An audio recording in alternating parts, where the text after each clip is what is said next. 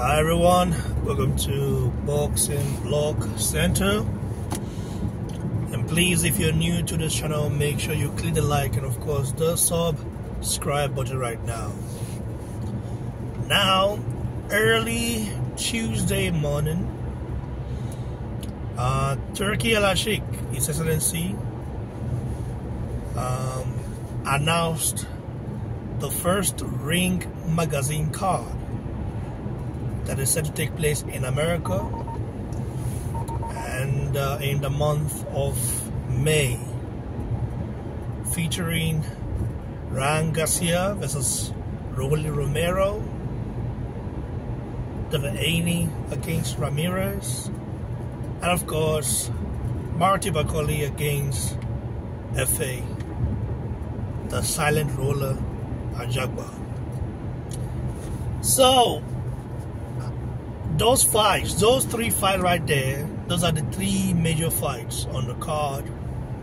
Of course, there's gonna be a couple of on the cards, for first Ring magazine card in the US, Ring magazine card ever.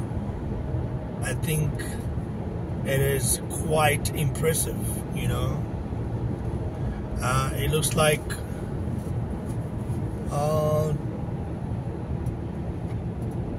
it looks like Turki Alalshikh is trying to revive the Ring magazine. Not only that, add to the prestige of that blessed magazine.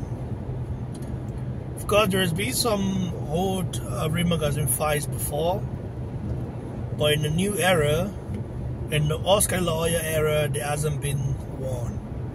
And also, this is the first time there will be a collaboration with a gaming company, SNK, in the release of their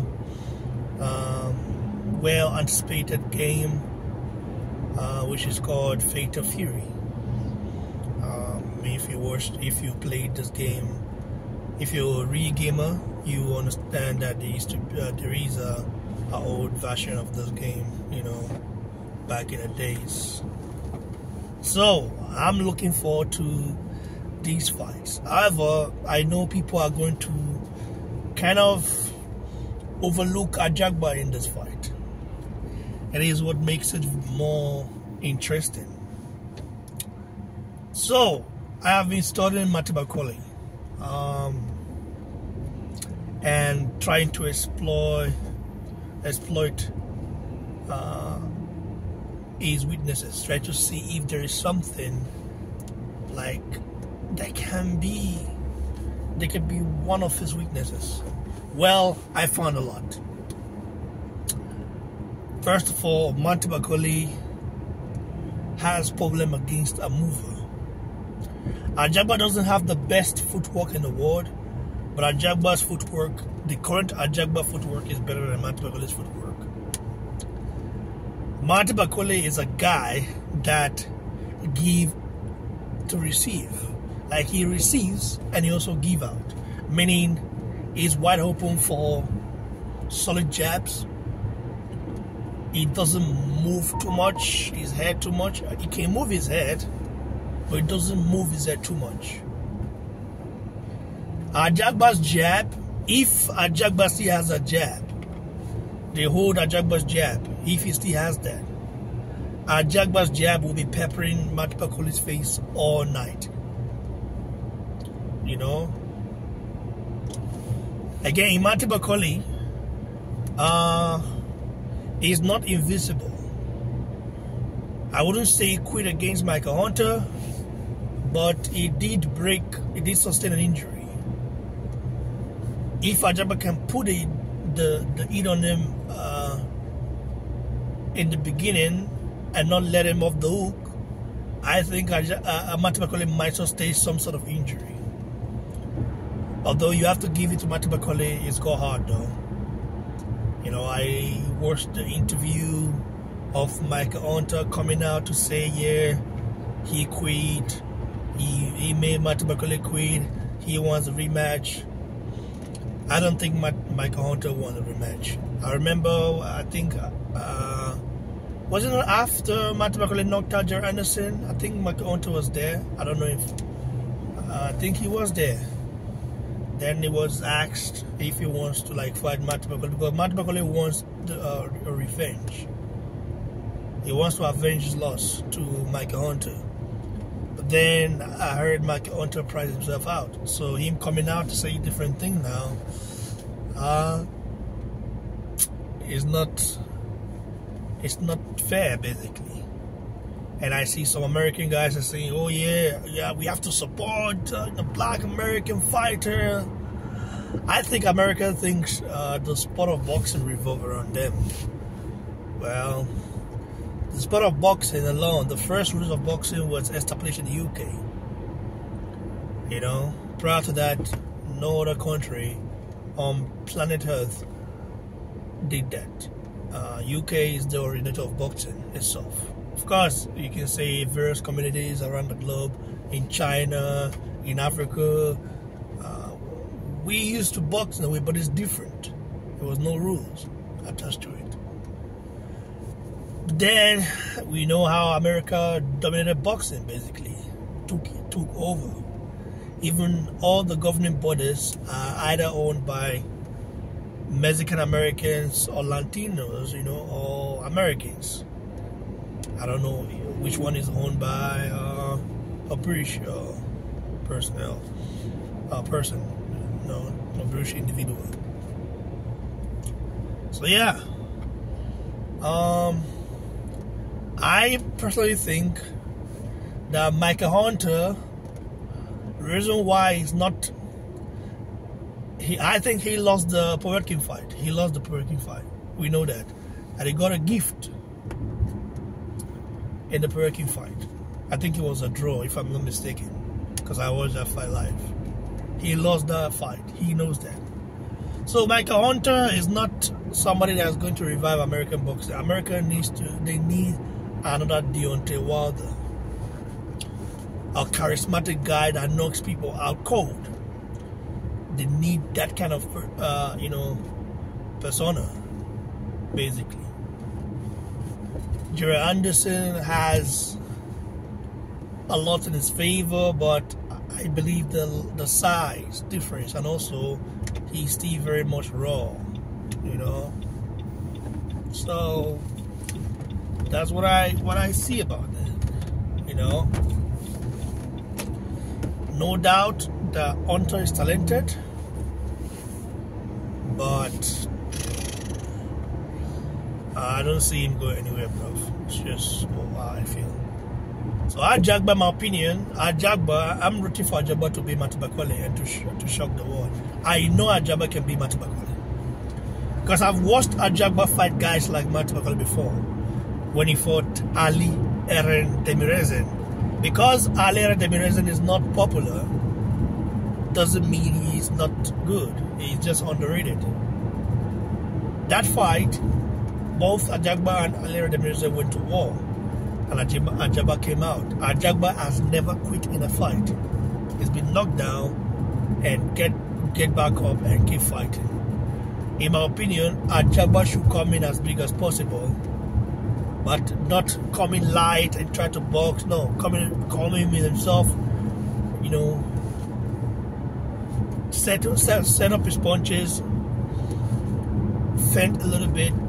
I think K. Kuruma, the trainer of Ajagba, they need to prepare Ajagba, you know, to perfection. And if they do that, Ajagba will get the best.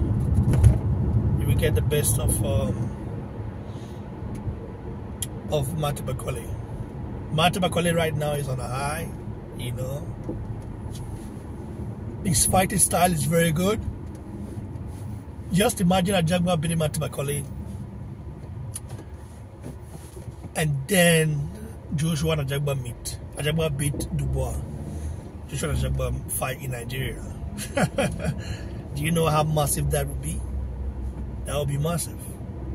So I'm just looking at it like this. Of course, Congo, Nigeria is good, you know, but Nigeria, there's a big fight. Ajagba, of course, people might say, yeah, it's not active enough. I don't know the reason why. I think it's because Top Rank are re-strategizing. You know, all these promotional companies are running out of money. They don't really have enough money to put up, on fights like that. They're not Turki Alalshikh, who has a lot.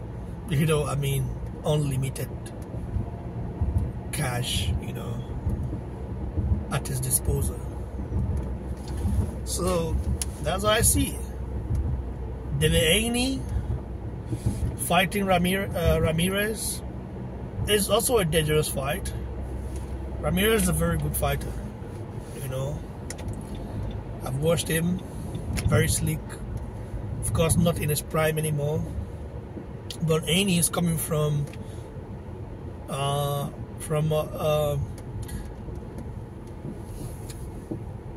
like a very tough fight with García. He got dropped officially 3 times, but we know 5 times, and he stood up and kept on fighting. Haney's got hard, you know, but you don't want to be getting punished like that every time. So taking a soft touch in Ramirez is a good thing, although Ramirez might just shock the world, you know. That's the thing about boxing. And García against Romero, when that's a fight, that's a winnable fight for García. But it does depend on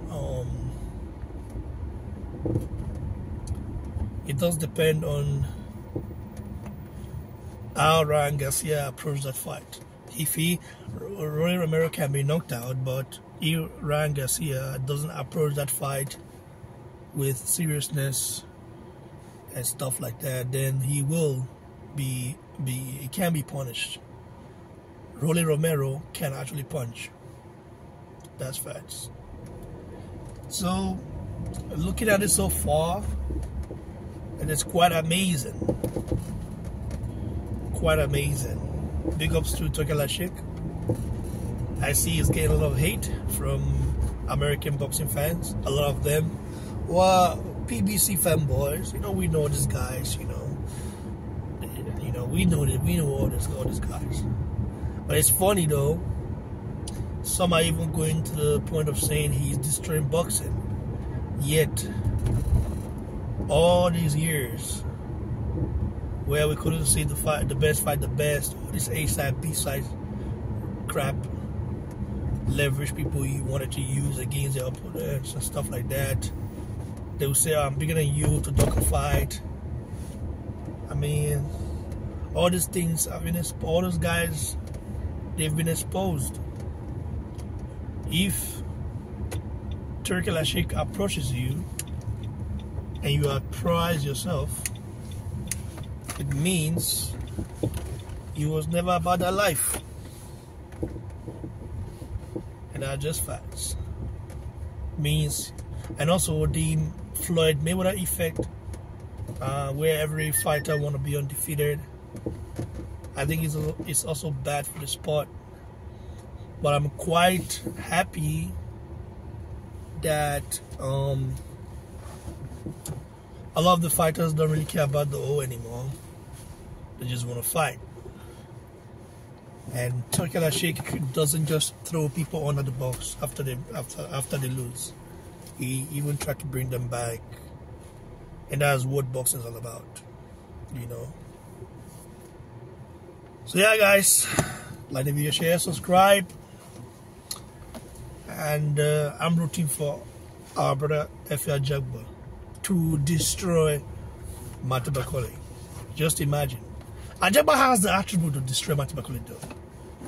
He just needs to believe in himself. If he does, it is over for Bakole. That's how I see it, guys. Like the video, share, and subscribe. God bless you.